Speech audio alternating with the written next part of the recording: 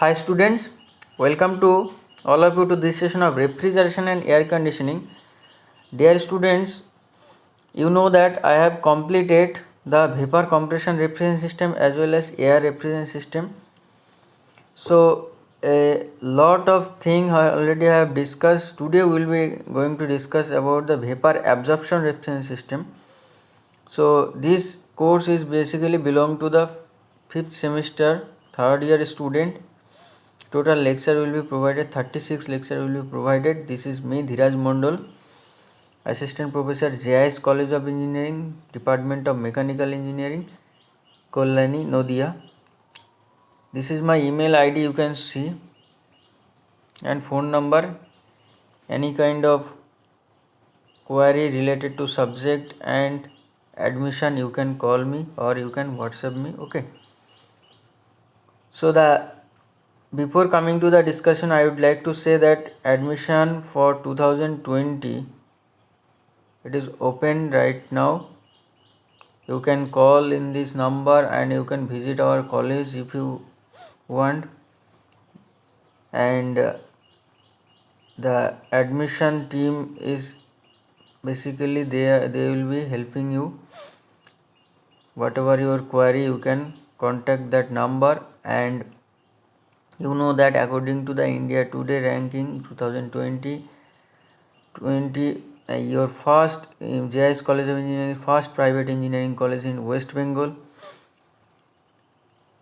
Department of Mechanical Engineering is NBA accredited college in JIS College of Engineering, so you can join. This is also NAC approval in AICTE, WUT, UGC, and NIRF ranked. So you can see if you can visit our college, and this is the contact number of our HOD and admission cell. You can call here if you want to get admission here. Okay, so today we will be going to discuss about the vapor absorption refrigeration system. As the name suggests, absorption, by the help of some absorption process where the refrigeration or cooling region is basically maintained. Okay, so the vapor absorption refrigeration system is a heat operated system. Okay, 1 minute.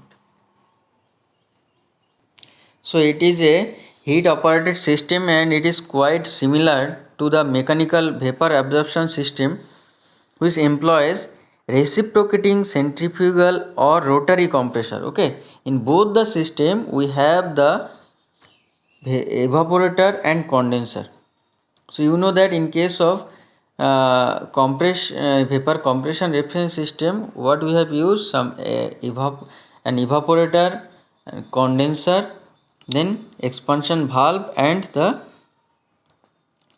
uh, compressor, a condenser, expansion valve, and evaporator. These are the four components which we have used. But in case of vapor absorption refrigeration system, there is little bit different based on the vapor compression refrigeration system.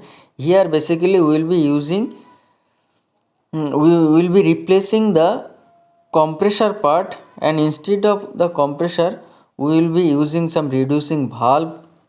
Okay, then a pump.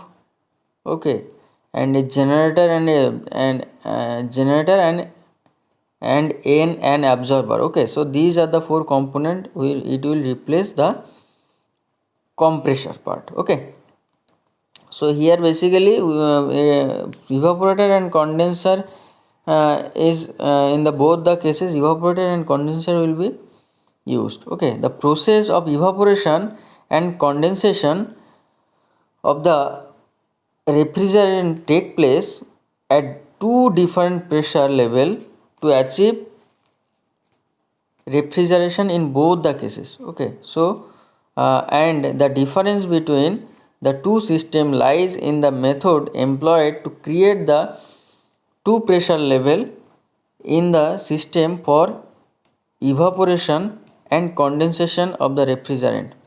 They also differ in the manner by which circulation of the refrigerant in the system is achieved. So here basically you can see the absorbent and absorption refrigerant system is a refrigerator that uses a heat source to provide the energy needed to derive the cooling system. A vapor absorption system system makes use of a substance called absorbent to absorb large volume of the vapor of a refrigerant even when cold and reduce it to a liquid and subsequently give off its vapor when heated. So our motto is to basically provide a lower temperature region. Okay, so by the help of vapor absorption system we will be uh, minimizing the temperature. And so here we can see there are types of the absorption system. Single pressure absorption system, like your uses lithium bromide salt as absorbent and water as refrigerant. Water spray absorption system. Simple absorption system uses in ammonia as refrigerant and water as absorbent.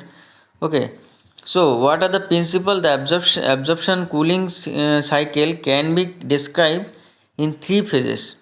Number one is your evaporation, number two is your absorption, number three is your refrigeration. So one by one we will be discussing. So evaporation, basically a liquid refrigerant evaporates in a low partial vapor environment, thus extracting heat from its surrounding. Okay, so from the uh, lower temperature region, you can see if you some heat is added in your deep freeze or some kind of your lower temperature region, you have to take out that heat, so that that lower temperature region can be maintained. So by the help of evaporation process, this can be possible. Okay, now what is the absorption process? The gaseous refrigerant is absorbed, dissolved into another liquid, reducing its partial pressure in the evaporator and allowing more liquid to evaporate. And next is your refrigeration. It is the refrigerant your latent heat. Okay, so basically the liquid is heated, causing the refrigerant to evaporate out, and it is then condensed through a heat exchanger to replenish the supply of liquid refrigerant in the evaporator. So I want to say that this is your evaporator section, this is your absorber. Okay, and expansion valve, condenser, generator, heat exchanger, pump. Okay, so these are the components which are used. So by the help of these components, we can minimize temperature, or lower temperature region can be maintained. Okay, so let us discuss what is the working principle of this section. So we will be going to discuss the simple vapor absorption refrigerant system. What is in this figure you can see there is a generator, condenser, expansion valve, evaporator, absorber, reducing valve, and pump. So these generator, pump, reducing valve, and absorber, this is basically replacing the compressor part. Okay, and rest of the components are same. So For a simple vapor absorption system, it consists of an observer, a pump, a generator, and a pressure reducing valve to replace the compressor of vapor compression system. Okay, the other components of the system and condenser, expansion valve, and evaporator, as in the vapor compression reference system. You can see in case of VCRS we have used these are the four main components, that is your condenser, expansion valve, evaporator, and the condenser, evaporator, compressor, expansion valve.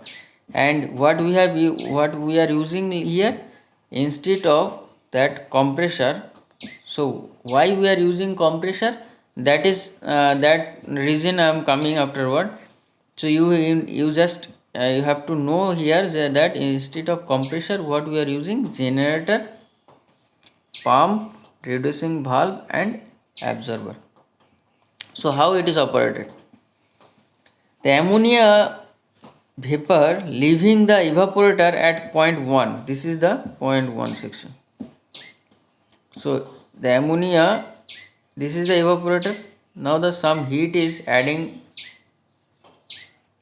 So that what I have told, the ammonia vapor leaving the evaporator at point 1. This is the point number 1. So from this the ammonia vapor it is leaving. Okay.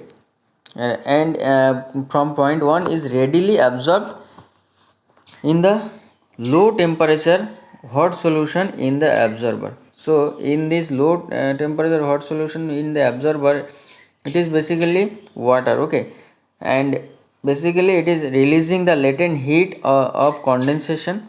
The temperature of the solution tends to rise while the absorber is cooled by circulating water absorbing the heat of solution QA and maintaining a constant temperature. Whenever the evaporator, from the evaporator section, the liquid ammonia, low pressure, low temperature vapor ammonia, it is coming out. Why it is coming out? Because QE amount of heat is added into the evaporator, and when it is when it, you know that the boiling point of ammonia is what? Minus 33.3 degrees centigrade. So when it reaches its temperature, it will automatically take some latent heat from the system, and then it will move out from the evaporator section as low pressure, low temperature vapor ammonia. Okay, and which is entering into the absorber, where in the absorber the water is circulating. Okay, so what happened? This absorber is taking some heat, QA amount of heat is taken from by the that means that cooling water, whatever it is circulating, that cooling water is taking QA amount of heat, and it is releasing out, and we will see that the liquid low pressure, low temperature vapor ammonia, it will be again converted into liquid ammonia. Am I right? So why? Because it will release some latent heat to the cooling water. Now what happened? That cooling water, that liquid ammonia, it is entering into the pump. It is not entering, that means the pump is sucking that particular liquid ammonia, and it is coming to the generator. Okay, where some steam or electricity, by the help of that or flue gas, you will see that some heat, QG amount of heat is given to the generator, and what happened, that liquid ammonia, it is again converted into, it will convert into high pressure, high temperature vapor ammonia, because after compression in the pump you will see the pressure is increasing, And what happened, the high pressure vapor ammonia, it will come to the condenser and the weak solution, where the that means the poor that means your poor amount of ammonia or poor percentage of ammonia, that weak solution is coming back to the absorber by the help of the reducing valve. You can see this is the reducing valve. Okay, weak solution is coming back to the absorber, and here this high pressure ammonia, it is coming to the condenser, and in the condenser again cooling water is circulating, where QC amount of heat is rejected to the surrounding, and at the outlet of the condenser what we are getting, liquid ammonia but at high pressure. Okay, now what happened, we by the help of expansion valve, it may be some capillary tube or anything else. Okay, by the help of this expansion valve, what we will see, that suddenly the refrigerant, it will be expanded, and the volume is increasing, so pressure is decreasing as well as temperature is decreasing. Clear? So the pressure and temperature will in decrease order and volume is in increase order. So at the outlet of the expansion valve, what we will be seen, that it is your low temperature low pressure liquid ammonia which is desired. Okay, and this liquid, when it is entering into the evaporator, again some heat is heat leakage take place, and again some heat is taken, and again it is it will be converted into vapor, and from vapor to vapor, and it will again come to the absorber to pump to generator to condenser. This is how this system will operate, and we will see some very low temperature region we will experience in the evaporator section. Okay, so I hope it is clear. Basically here we are using evaporator, and the ammonia vapor leaving the evaporator at from point 1 is readily absorbed in the low temperature hot solution in the absorber, releasing the latent heat of condensation. The temperature of the solution tends to rise while the absorber is cooled by the circulating water absorbing the heat of solution QA. Okay, and maintaining a constant temperature here. Clear? Now the strong solution, what happened, the strong solution, again I am telling you, the strong solution reach ammonia, that means higher percentage of ammonia, it is pumped. Okay, and pump increases the pressure of the solution up to 10 bar. Okay, you will see it will increase the pressure up to 10 bar to the generator, where heat, that means QG amount of heat, is supplied from an external source. It may be from steam, from the electricity, from the gas flame, or any other thing. Okay, so it is basically heated.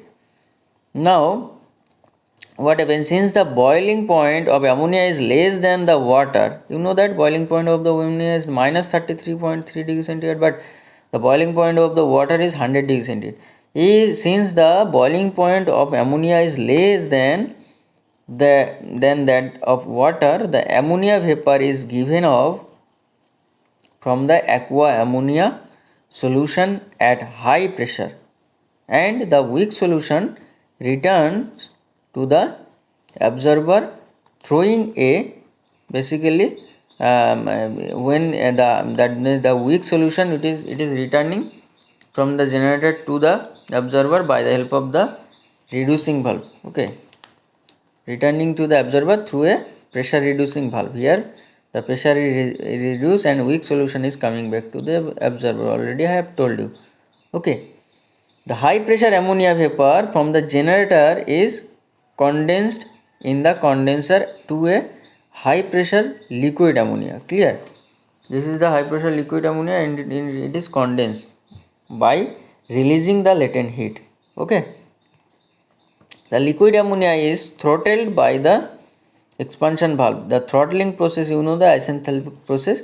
Here enthalpy remain unchanged, and what happened? The expansion process is taking place, okay, in the expansion valve, and then evaporates, absorbing the heat of evaporation from the surroundings or brine to the brine to be chilled.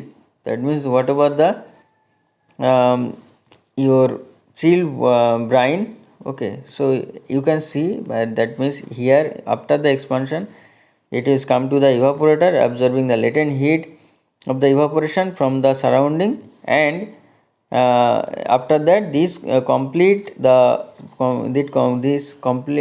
this is complete process of the simple vapor absorption system, okay. And the solubility of ammonia in water at low temperature and pressure is higher than it is at high temperature and pressure. So this is all about the now the if I want to say that what do you mean by COP, coefficient of performance, what is COP, how you can calculate, then desired effect by work input. What is the effect? Effect is your QE, amount of heat is extracted from the system. So this is the effect. What is the work input? Work input only here you can see the QG, that is your generator. In the generator whatever the heat we are it is given, and the WP, okay. So WP and QG, so QE by QG plus WP is the COP. Okay, now the question is coming that why we are using this vapor absorption refrigerant system, isn't it? So the advantages of vapor absorption refrigerant system over vapor compression refrigerant system could have been discussed here. So here basically let us discuss about the what is the advantage, why we are using this vapor compression absorption refrigerant system. As already you know that we are having vapor compression refrigerant system, and for this you can that means first of all it the invention of vapor compression refrigerant system was coming to picture, okay. And after 60 years you will see that vapor absorption refrigerant system is coming, okay. So why we are using this one? There are some advantages of vapor absorption refrigerant system over mechanical vapor compression refrigerant system, okay. So first of all I would like to say that number one point is your no moving part is part in the system except aqua pump motor. So you can see the aqua pump motor here, this is the pump. Other than this no moving element you can see, and if there is some moving element, then to operate that moving element you need to have some high grade energy, that is your electricity, isn't it?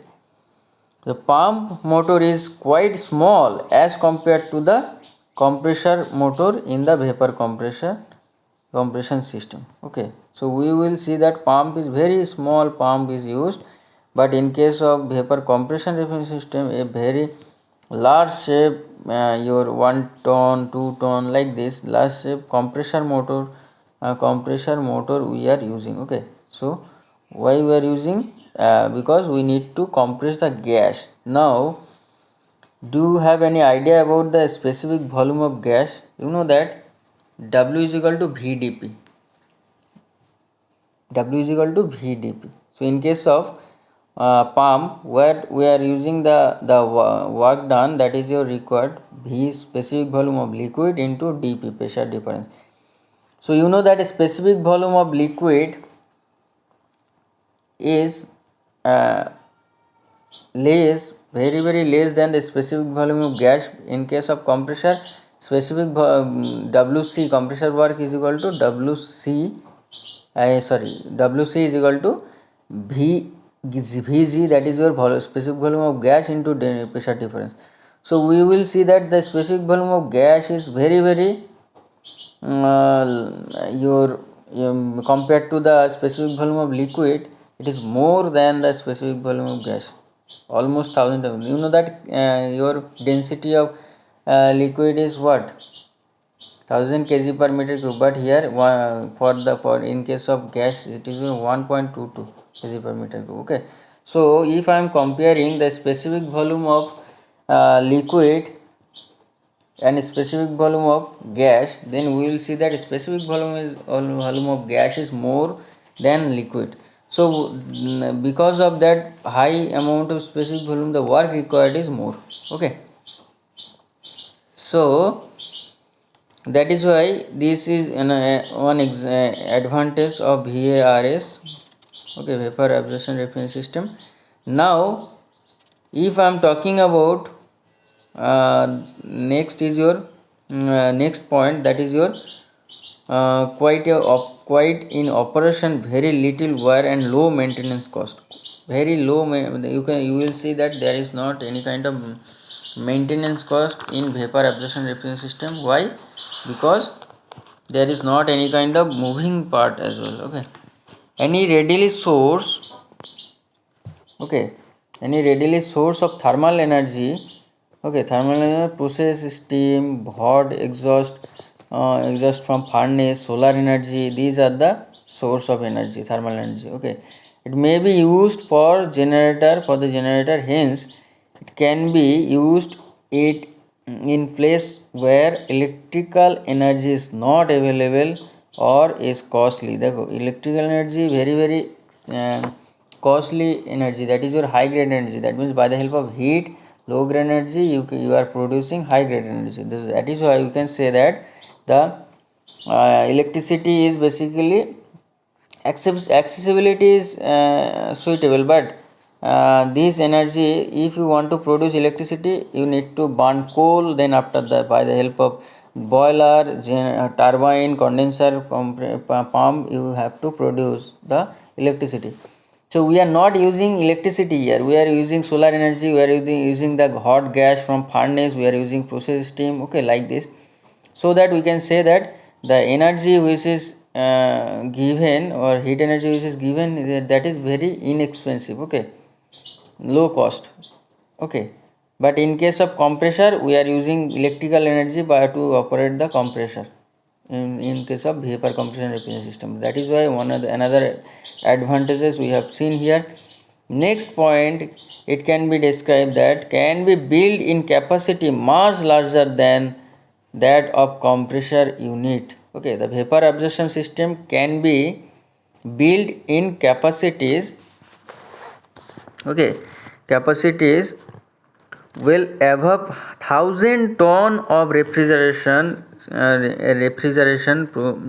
each of which is the largest size of single compressor unit. Okay, so this is capacity is more, 1000 ton of refrigeration could have been achieved. Okay, compared to the vapor compression refrigeration system, it is basically more, and the COP is also more, 15 to 16 COP you can see, but here in maximum 4-5 COP you can achieve in vapor compression refrigeration system. Okay, next point number 5, I can say that steam which is used for winter heating, same winter heating, same can be used in summer for heating in the generator. Okay, and next I can say that in practice the temperature, okay, the temperature of vapor leaving the generator is of the order of 340 Kelvin against about 420 Kelvin in case of vapor compression refrigeration system. Okay, so and for practical situation, the temperature of vapor leaving the generator, okay, is in 340 Kelvin against about the 420 Kelvin in case of vapor compression system. Therefore, smaller condenser is required in the former than the latter. That means here basically smaller condenser is required in case of VARS. Okay, now last another point I would like to say that the capacity of the absorption system is controlled and maintained by adjusting the system or generator, okay, system or generator generator temperature even if the evaporator pressure falls. Okay, the capacity of the absorption system is controlled by adjusting the steam or generator temperature. Okay, and even if the evaporator pressure falls. On the other hand, the capacity of the compression system decreases rapidly with the reduced evaporator pressure. The absorption system can be operated at the design COP even at part load or reduced evaporator condition by the appropriate control of generator temperature. Okay, so these are the advantages. Few more advantages can be added here. The load variation do not affect the performance of vapor absorption system.